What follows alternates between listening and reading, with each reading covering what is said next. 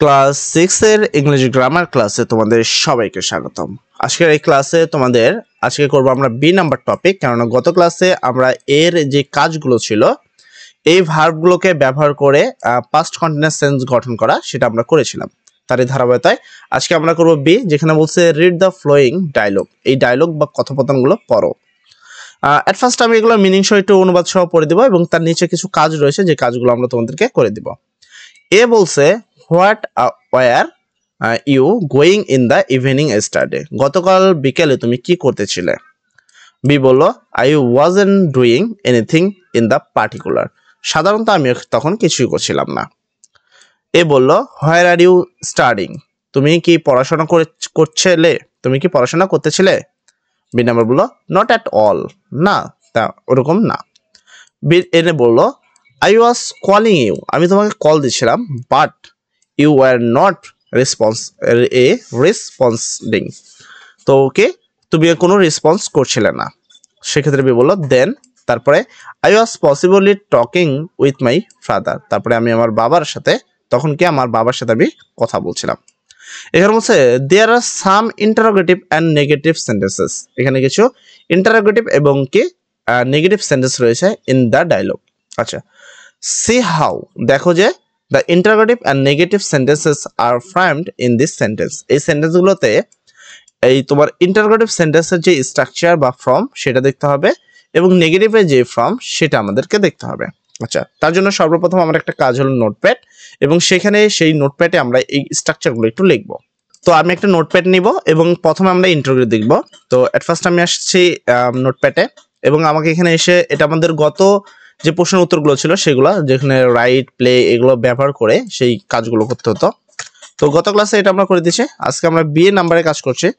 দেন প্রথমে স্ট্রাকচার বলছে কিসের, ইন্টারোগেটিভের। আচ্ছা, আমি ইন্টারোগেটিভটা খেয়াল করব প্রথমে, ইন্টারোগেটিভ। আচ্ছা, ইন্টারোগেটিভ স্ট্রাকচার, তো স্ট্রাকচার, ঠিক আছে, স্ট্রাকচার, ইন্টারোগেটিভের স্ট্রাকচার। দেন আমি এবারে আসি সেন্টেন্সে প্রথমে দেখো ডাব্লিউএস প্রোনাউন আছে, অ্যান্ড এটা একটা ইন্টারোগেটিভ। এটার মধ্যে যদি খেয়াল করে এখানে ডাব্লিউএস প্রোনাউন নাই। মেন কথা ডাব্লিউএস থাকতেও পারে, আবার কি নাও থাকতে পারে। তো আমি সেক্ষেত্রে যদি এটাতে আসি, আমি প্রথমে লিখব কি ডাব্লিউএস প্রোনাউন, যদি এটা কি বাধ্যবাধকতা নাই, হতেও পারে আবার নাও হতে পারে, ডাব্লিউএস প্রোনাউন, ঠিক আছে। প্লাস তারপরে কি আছে যদি আমি খেয়াল করি, ডাব্লিউএস এর পরে কি আছে, ওয়াজ নরমালি একটা অক্সিলারি ভার্ব, ওয়াজ একটা কি অক্সিলারি ভার্ব যেটা ওয়াজ ওয়্যার থাকে। তো এটাকে আমরা অক্সিলারি ভার্ব ওয়াজ ওয়্যার ব্যবহার করতে পারি, ওয়াজ ব্যবহার করা আছে তো ওয়্যারও হতে পারে, ওয়াজ ওয়্যার হয়েছে। দেন আমরা এটা লিখে দিলাম। আচ্ছা, দেখো প্রথমটাই ওয়াজ ব্যবহার, এখানে ওয়্যার, এখানেও ওয়্যারই ব্যবহার করছে, কোশ্চেন দুইটা করছে, দুইটাতে ওয়্যার ব্যবহার করছে। তারপরে ইউ হলো তোমার সাবজেক্ট, তো আমি এরপরে স্ট্রাকচার হবে হলো সাবজেক্ট, তাহলে আমি লিখবো হলো সাবজেক্ট। তারপরে আবার প্লাস, তো এখনো কিন্তু স্ট্রাকচার শেষ হয়নি বা ফর্মটা শেষ হয়নি।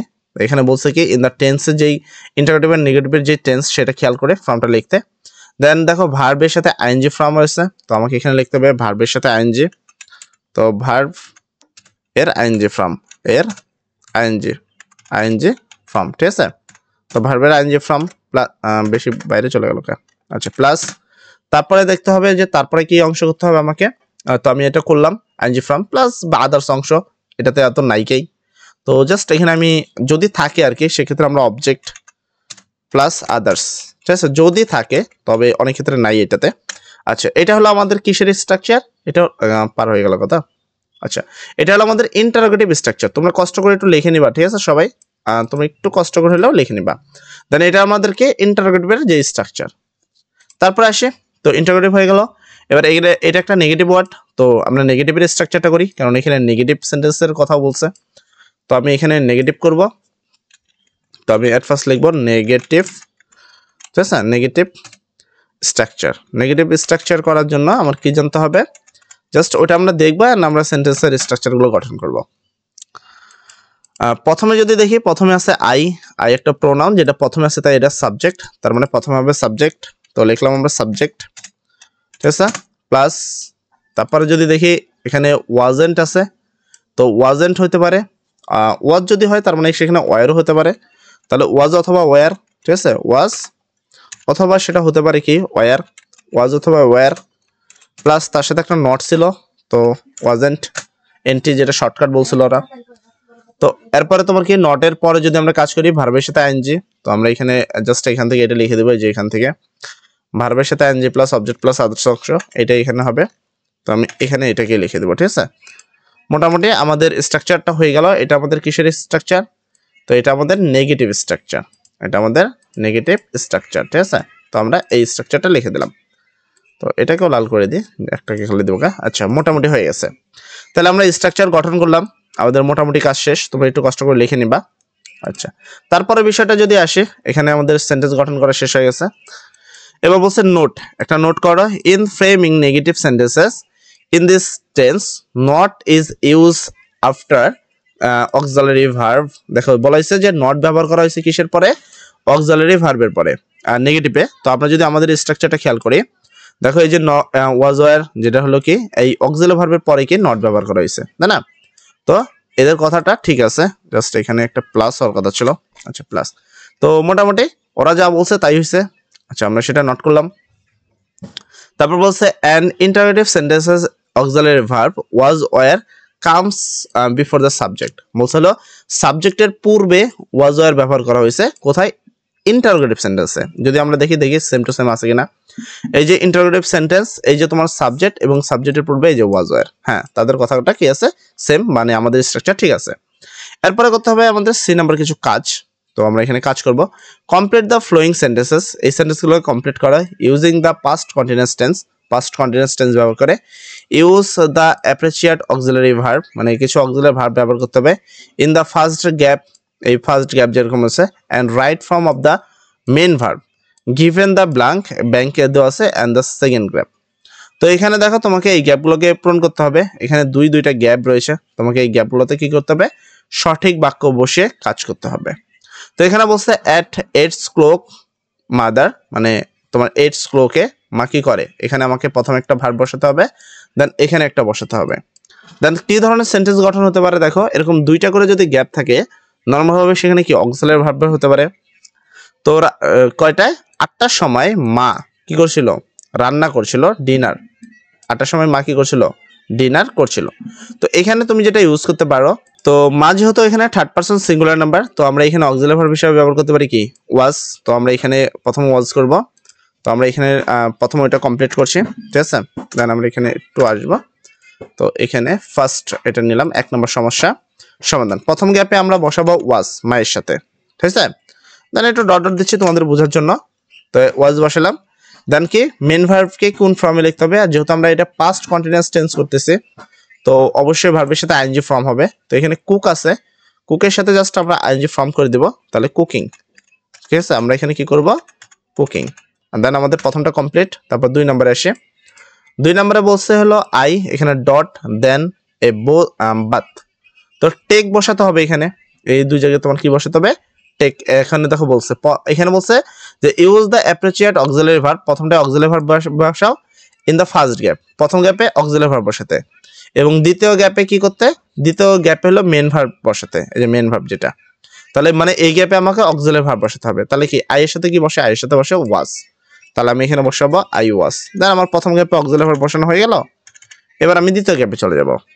দ্বিতীয় গ্যাপে কি আছে? দ্বিতীয় গ্যাপে আছে টেক।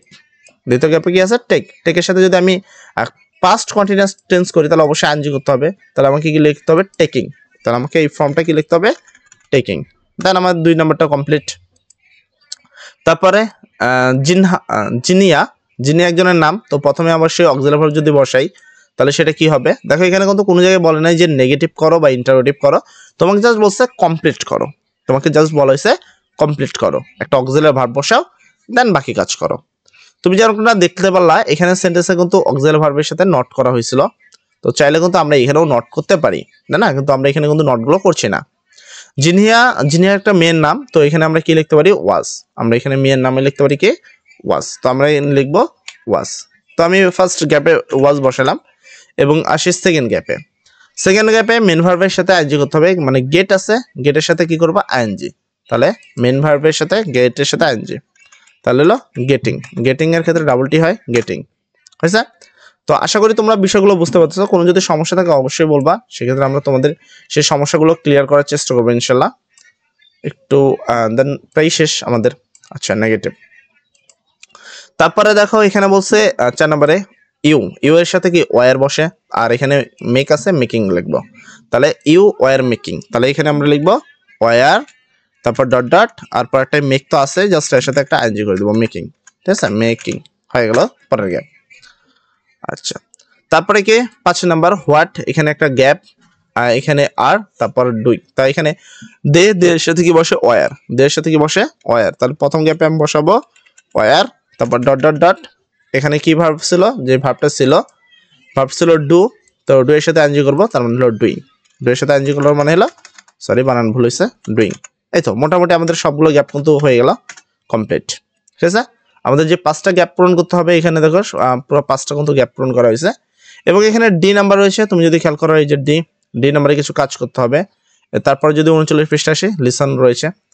তো ডি নাম্বার কি করতে হবে যদি খেয়াল করো, রাইট ফিউ সেন্টেন্সেস, কিছু সেন্টেন্স করতে হবে, describe about what are you doing this time, মানে এই সপ্তাহে তুমি কি কি কাজ করতেছো সেই সম্পর্কিত তোমাকে সেন্টেন্স গঠন করতে হবে। তো এটা আমরা আগামী ক্লাসে করবো ইনশাল্লাহ। আজকের জন্য এতটুকুই, সবাই ভালো থাকো, সব জন্য দোয়া করি। আসসালামু আলাইকুম।